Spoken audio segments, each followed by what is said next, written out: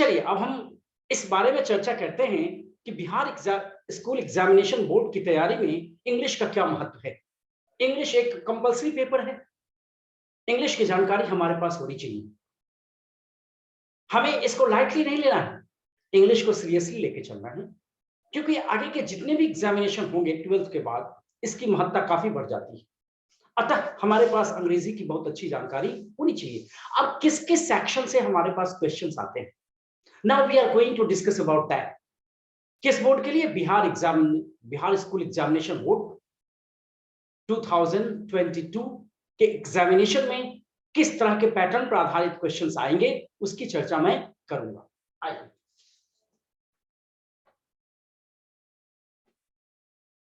Bihar school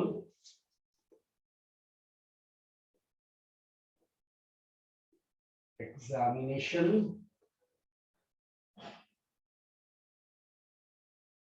board 12th English.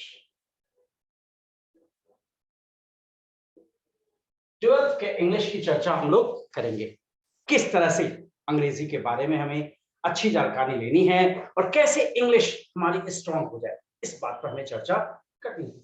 तो पहला point तो मैं ये कहूंगा कि किस तरह से एग्जामिनेशन में क्वेश्चंस आते हैं, सिलेबस हमारा क्या है, सिलेबस के बारे में जानकारी लेंगे। सिलेबस ही सबसे जरूरी होता है, पहले हम उस सिलेबस को जान लेते हैं, है ना, किस पैटर्न पर आधारित हमारे पास क्वेश्चंस आते हैं। पहला पॉइंट तो ये है कि इंग्लिश हमारा कंपल्सरी पेपर है। उस इंग्लिश में 100 मार्क्स के क्वेश्चन पूछे जाते हैं। उसमें हमें पास होना जरूरी होता है। केवल पास ही होना जरूरी नहीं है बेटे, हमें इस बात की जानकारी लेनी है कि कैसे अच्छा से अच्छा मार्क्स हमारे इंग्लिश में आए, जिससे कि हमारे आगे के एग्जामिनेशन में, चाहे किसी भी कंपटीशन की एग्जामिनेशन दो, चाहे आप जेई का एग्जामिनेशन दो, चाहे आप मेडिकल का एग्जामिनेशन दो, चाहे डिफेंस में आ जाओ, एनडीए में आ जाओ, तो वहां पे अंग्रेजी की काफी भूमिका होती है। Not only that but also we should have a sound communication skill in English. तो कैसे हम इसको इंप्रूव करें, कैसे, किस किस पर, पहले तो हमें ये देखना है कि बिहार स्कूल एग्जामिनेशन बोर्ड में किस किस प्रकार के क्वेश्चन आते हैं, कौन कौन सेक्शन से कौन कौन सा क्वेश्चन रहता है, इसके बारे में हमें जानकारी लेनी है। क्लियर? तो आइए किस किस सेक्शन से क्वेश्चंस आते हैं। तो पहला 4 सेक्शंस होता है इंग्लिश का, 4 सेक्शंस होगा, हमें 4 सेक्शंस को देखना है।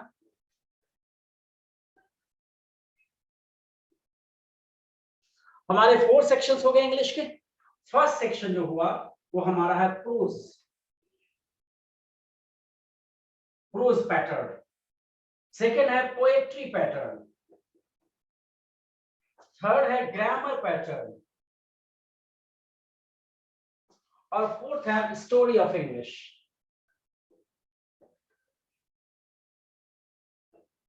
इन सारे पैटर्न से हमारे क्वेश्चंस आते हैं। पहला पैटर्न हमारा हो गया prose pattern, second one is poetry pattern, third one is grammar pattern and fourth one is story of English. तो किस किस पैटर्न, 4 पैटर्न हो गया। आपके एग्जामिनेशन 4 पैटर्न से, आपके एग्जामिनेशन में क्वेश्चंस 4 पैटर्न से आने चाहिए। चारों पर हमें कमांड होने की जरूरत है, चारों की जानकारी हमारे पास होनी चाहिए। इंग्लिश में आपको बुक चलती है जिसको कहते हैं रैनबो। रैनबो एक बुक आती है, वहां से हमें क्वेश्चंस पूछे जाते हैं। आइए प्रोज के पहले प्रोज के बारे में आपको मैं बताता हूं। प्रोज सेक्शंस में होता क्या है। प्रोज सेक्शंस में बहुत सारे चैप्टर आपके पास हैं, तो उसके बारे में जानकारी दी जाएगी कि किस चैप्टर को किस आधार पर पढ़ना है, ताकि ज्यादा से ज्यादा क्वेश्चन को अटेम्प्ट कर सके। हमें क्वेश्चन अटेम्प्ट करने की जरूरत है, ज्यादा से ज्यादा क्वेश्चन अटेम्प्ट हो जाए और साथ साथ हमारे पास अंग्रेजी की अच्छी जानकारी हो जाए। इस पॉइंट पर प्रो सेक्शंस, पोएट्री सेक्शंस, कुछ पोएट्री है, उससे क्वेश्चंस किस आधार पे आते हैं उस पर चर्चा करनी है हमें। और ये जो है ग्रामर पोर्शन तो बहुत अहम क्वेश्चंस है, यहां से हमारे पास क्वेश्चंस आने चाहिए। तो किस प्रकार के क्वेश्चन कैसे कैसे आते हैं, पहले तो मैंने ये पैटर्न के बारे में आपको बता दिया कि प्रोज पैटर्न हो गया, पोएट्री पैटर्न हो गया, ग्रामर पैटर्न हो गया, स्टोरी ऑफ इंग्लिश पैटर्न हो गया। इतना पैटर्न हमारे पास हो गया। तो इस पैटर्न को तो हम पढ़ेंगे और कैसे कैसे कहां कहां से किस प्रकार से क्वेश्चंस आते हैं। Now we are going to discuss about that. अब हम उसके बारे में चर्चा करते हैं। आइए क्वेश्चन पेपर का पैटर्न देते हैं।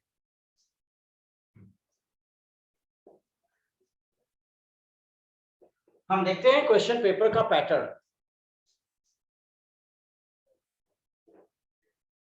पैटर्न ऑफ क्वेश्चन पेपर, किस प्रकार से क्वेश्चंस आपके पास आएंगे उस पैटर्न को मैं आपको बताने जा रहा हूं। ऑब्जेक्टिव टाइप का क्वेश्चंस रहेगा। पहला तो ऑब्जेक्टिव रहेगा, पहला तो ऑब्जेक्टिव क्वेश्चंस रहेगा। इस ऑब्जेक्टिव क्वेश्चंस में 100 क्वेश्चंस आपके पास रहेंगे। 50 ऑब्जेक्टिव रहेंगे, 50 ऑप्शनल रहेंगे। 50 क्वेश्चंस आपके ऑप्शनल रहेंगे। उसका क्वेश्चन का आंसर दीजिए नहीं दीजिए, लेकिन 100 में से 50 का आंसर देना होता है, वो 50 मार्क्स का रहता है। 100 में से 50 का आंसर देना होता है। ऐसा नहीं कि आप शुरू हो गए बनाना, 100 क्वेश्चन दिया है, सारे क्वेश्चन को बनाने लगे, वैसा काम नहीं करना। हमें क्या करना है, 50 क्वेश्चन रहेंगे, उस 50 क्वेश्चन पर हमें करना है। क्वेश्चन तो 100 रहेंगे, लेकिन बनाना हमें 50 क्वेश्चन ही है, क्योंकि 50 मार्क्स का वहां पे रहेगा। 50 ऑप्शन हो गए, हम कह सकते हैं 100 into 1। तो 100 into 1 तो है, लेकिन ये 50 मार्क्स का ही रहेगा। 50 मार्क्स कितना रहेगा, 50 मार्क्स। क्वेश्चन आपके 50 मार्क्स के ही रहेंगे बेटे। मेरी बात आपको समझ में आ रही होगी। इस पॉइंट को देखिए कि क्वेश्चन कितने रहेंगे, 100, लेकिन बनाना कितना है, 50। ये ध्यान में रखना है कि हमें 50 क्वेश्चंस ही अटेम्प्ट करने हैं। ऐसा नहीं कि लग जाए और 100 में से 100 क्वेश्चन करना शुरू करते हैं। तो मार्क्स 50, हाँ 50 ऑप्शनल रहेंगे। 50 आपके पास ऑप्शनल रहेंगे, उसको बट बनाना नहीं है आपको। Did you understand? अब आइए हमारे पास ग्रामर सेक्शन से कितने क्वेश्चंस आएंगे। ग्रामर सेक्शन को लेके आते हैं। जब हम ग्रामर की चर्चा करेंगे, इंग्लिश ग्रामर की, तो यहां से आपको 60 मार्क्स के क्वेश्चंस आएंगे। 60 into 1 यानी 60 मार्क्स। 60 मार्क्स के क्वेश्चंस आपके पास हो गए। कितने मार्क्स के क्वेश्चन हो गए, 60 मार्क्स के क्वेश्चन हो गए। दूसरा है हमारा टेक्स्ट बुक। टेक्स्ट बुक जो आपका है उससे क्वेश्चंस आएगा, उससे 40 मार्क्स के क्वेश्चन आएंगे। 40 into 1 is equal to 40 marks. ये आपके क्वेश्चंस के पैटर्न हो गए। क्लियर? ऑब्जेक्टिव में ये क्वेश्चन के हमारे पैटर्न हो गए। अब सब्जेक्टिव आपको 50 मार्क्स का क्या क्या रहेगा। Subjective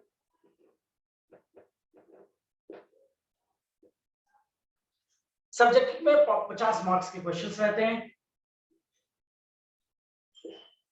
getting my point? मेरे सिलेबस समझना सबसे बड़ी जरूरी है, इसकी आवश्यकता है। हमें एग्जाम को पास करना है। नॉट ओनली दैट, केवल एग्जाम ही पास नहीं करना है बाबू, हमें क्या करना है बेटे, इतना बात ध्यान रखो कि अंग्रेजी की पढ़ाई अगर शानदार हो गई, अंग्रेजी आपको अच्छे से समझ में आ गया, तो nothing is impossible in the world. We can achieve the pinnacle. Pinnacle will not be far away from you. Pinnacle आपसे काफी दूर नहीं होगा, शिखर आपके हाथों में होगा। इसलिए अंग्रेजी को इग्नोर नहीं करना है, अवॉइड नहीं करना है। अंग्रेजी आपको बहुत आगे काम आने वाला है। बिहार स्कूल एग्जामिनेशन बोर्ड के हम लोग छात्र हैं, थोड़ी बहुत अंग्रेजी की परेशानी है तो उसकी चिंता छोड़ दीजिए, मैं आपके साथ हूं और आपकी सारी समस्याओं का हल हो जाएगा। Getting my point? आइए, तो 50 सब्जेक्टिव मार्क्स का क्वेश्चन हो गया। इसमें किस किस प्रकार से क्वेश्चंस आपको आएंगे मैं आपको बता दे रहा हूं।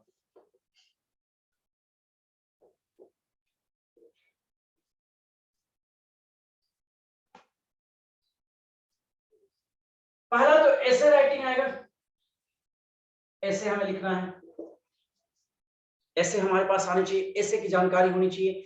4 आपको दिए जाएंगे। क्या दिया जाएगा? 4 दिया जाएगा, 4 टॉपिक दिया जाएगा। 4 टॉपिक में से एक टॉपिक पर आपको ऐसे लिखना होता है। 4 टॉपिक दी जाएंगे, ऐसा नहीं कि चारों में लिखना है, 4 में से एक टॉपिक पर आपको लिखना होता है ना। 4 में से एक टॉपिक पर ऐसे लिखना होता है। वो ऐसे लिखना होता है 150 से 200 शब्दों में। 150 से 200 शब्दों में ऐसे को लिखना होता है। Clear?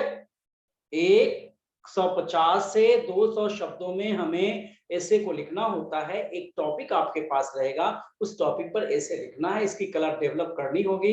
I shall be with you, I shall teach you how can you develop. मैं आपको बताऊंगा कि कैसे आप इसको डेवलप करोगे। तो ये पॉइंट हमारा हो गया। दूसरा हो जाएगा प्रोज, पॉइंट आ गया प्रोज। यहां से 8 नंबर के क्वेश्चन है, 8 into 1, 8 नंबर के क्वेश्चन यहां से आपको रहेंगे।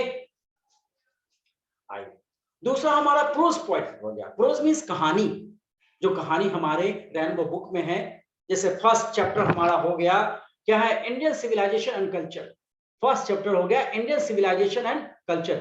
ये महात्मा गांधी ने कुछ इंडियन सिविलाइजेशन और कल्चर के बारे में चर्चा की है। उस कहानी को मैं बताऊंगा कि क्या कहना चाह रहा है, what is the conclusion of the story, story क्या कहना जा रहा है। उस स्टोरी के बारे में आपको वहां पे क्वेश्चन रहेगा। 4 क्वेश्चन 4 दिए जाएंगे, 4 में से एक आपको लिखना है, 4 में से एक आपको लिखना है। 4 क्वेश्चंस रहेंगे, 4 में से एक लिखना है। वो 4 मार्क्स के रहेंगे, 4 मार्क्स के, 4 into 1, 4 मार्क्स के, है ना? Getting the point.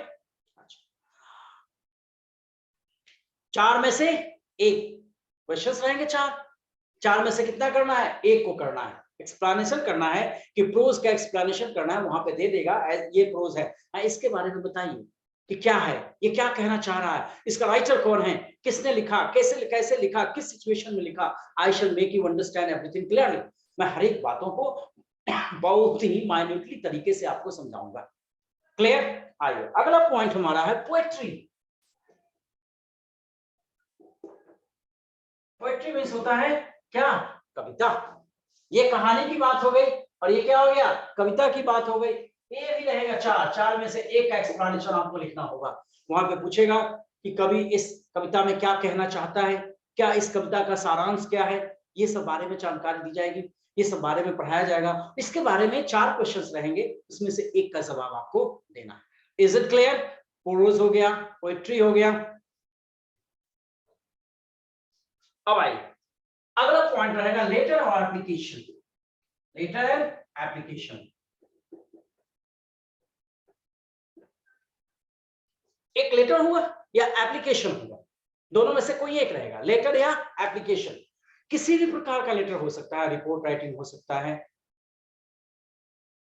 एप्लीकेशन हो सकता है, लेटर राइटिंग हो सकता है, सोशल राइटिंग हो सकता है, न्यूज एडिटर के पास कैसे लेटर लिखा जाएगा, ये बातें हो सकती हैं। अनेकों तरह का राइटिंग सेक्शन होता है, नोटिस कैसे लिखा जाता है, इन सारे बारे में जानकारी आपको दी जाएगी। उसमें से एक लेटर या एप्लीकेशन वहां पे मेंशन रहेगा। उसमें भी कितना रहेगा आपको, उसमें भी कितना रहेगा, एक लेटर या एप्लीकेशन रहेगा, वो 5 मार्क्स का रहेगा। 5 into 1, वो 5 मार्क्स का रहेगा, वो लेटर या एप्लीकेशन, लेटर हो या एप्लीकेशन। उसके बाद हमारे पास आ जाएंगे शॉर्ट क्वेश्चंस।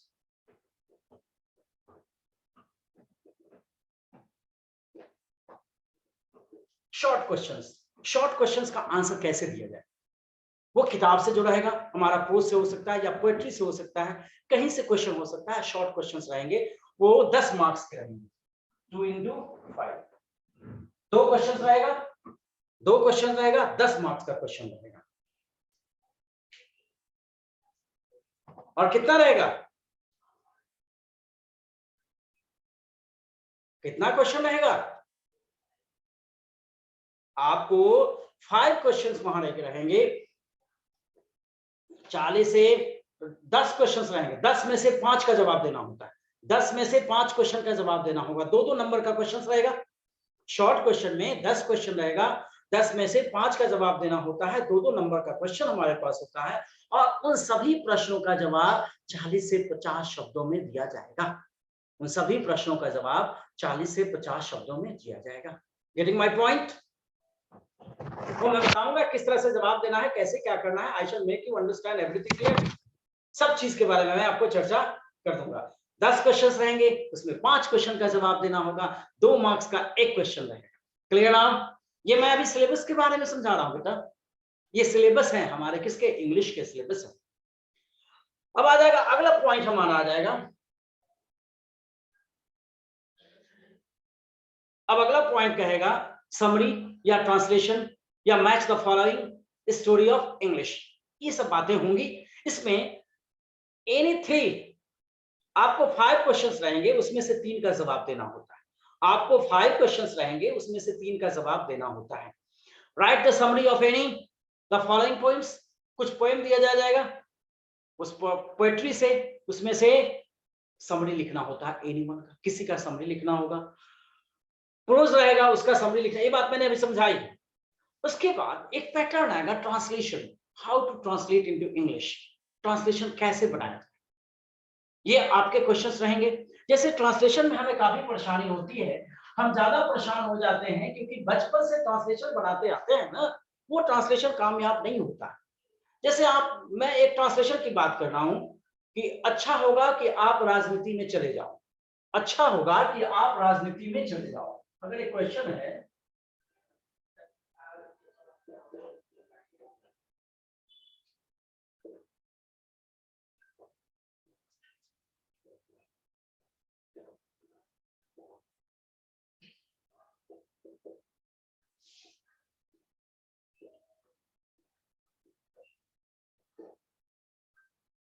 इसको कह रहा है इंग्लिश में ट्रांसलेट कीजिए,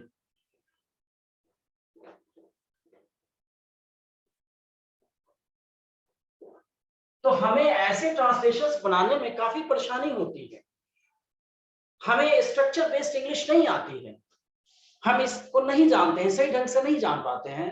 हमारा जो छोटा मोटा किताब होता है वो दूसरे तरह का ट्रांसलेशन बना देता है, वैसा ट्रांसलेशन एग्जामिनेशन में नहीं आएगा। तो ये क्वेश्चन आ गया कि अच्छा होगा कि आप राजनीति में चले जाओ, इसके लिए एक स्ट्रक्चर आएगा, subject plus had better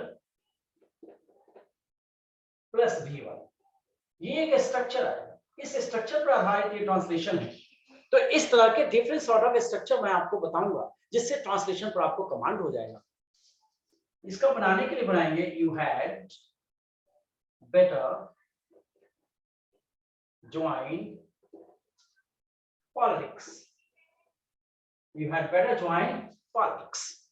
clear, एक आसान हो गया, बहुत आसानी से हम ट्रांसलेशन कर लिए। तो इस तरह के डिफरेंट सॉर्ट ऑफ स्ट्रक्चर मैं बताऊंगा।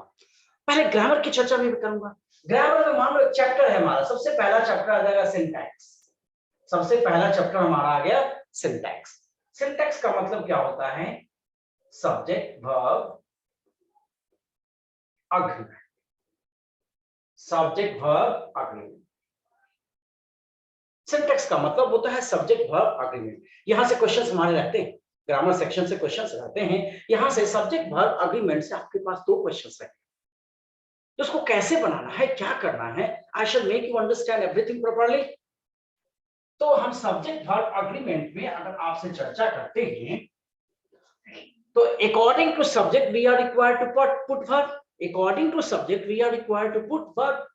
सब्जेक्ट के अनुसार हम वर्ब को रखते हैं, सब्जेक्ट के अनुसार हम वर्ब को रखते हैं। जैसे मैंने कहा according to subject,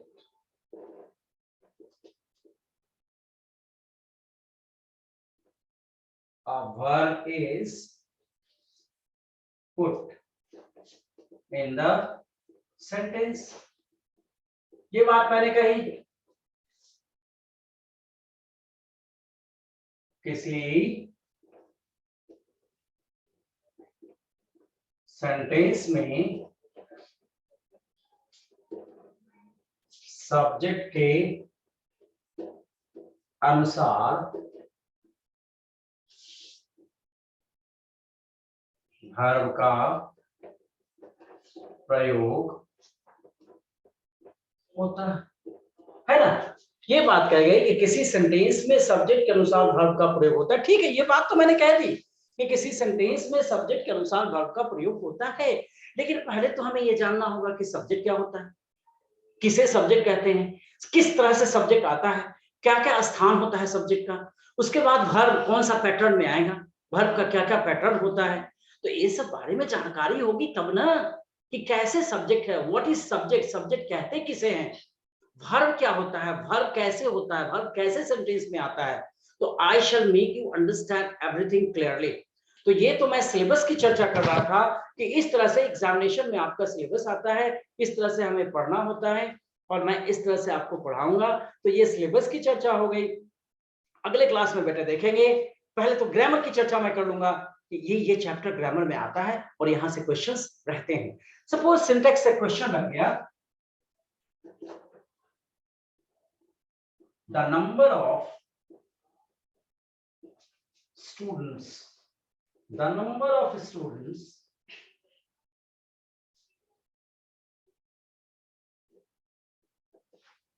desirous to meet the principal. एक क्वेश्चन हमारे पास आ गया, the number of students desires to meet the principal. अब ऑप्शन है हमारा इज, आर, हैव, वर। ये ऑप्शन हमारे पास आया कि the number of students desires to meet the principal. तो अब हमारे सब्जेक्ट को देखना, इसी में हम समझ जाएंगे। यहीं पे मैं आपको एक पॉइंट समझा दूंगा कि सब्जेक्ट वर्ब अग्रीमेंट होता क्या है। द नंबर ऑफ, हमारा सब्जेक्ट वर्ब अग्रीमेंट चैप्टर कहता है कि द नंबर ऑफ के बाद हमेशा नाउन प्लूरल होता है। द नंबर ऑफ के बाद हमेशा नाउन प्लूरल होता है और वर्ब सिंगुलर होता है। द नंबर ऑफ के बाद नाउन प्लूरल होता है और वर्ब सिंगुलर होता है। यानी ये रूल है, the number of plus plural noun plus singular verb. This is the rule. So we are supposed to follow the rule. हमें रूल को फॉलो कर लेना है। ये रूल है तो रूल को हमें फॉलो कर लेना है। तो रूल हमारा कहा the number of plus plural noun plus singular verb. तो मैंने देख लिया स्टूडेंट्स प्लूरल है, सही है। यहाँ पे इज होगा, इज ही एक सिंगुलर वर्ब है और सभी क्या है, प्लूरल है। तो ये तरीका रहेगा, इस तरह से मैं आपको समझाऊंगा, पढ़ाऊंगा। आप 100% समझने की कोशिश करोगे, समझ ही जाओगे। और एग्जाम पास करना है बेटा। एग्जाम पास करने के लिए न केवल एग्जाम पास करना है, बल्कि we should have a sound knowledge of English language. Grammar के साथ साथ हमारी लैंग्वेज भी शानदार होनी चाहिए। तो मैं इस तरीके से आपको पढ़ाऊंगा। Is it clear? Bye, see you.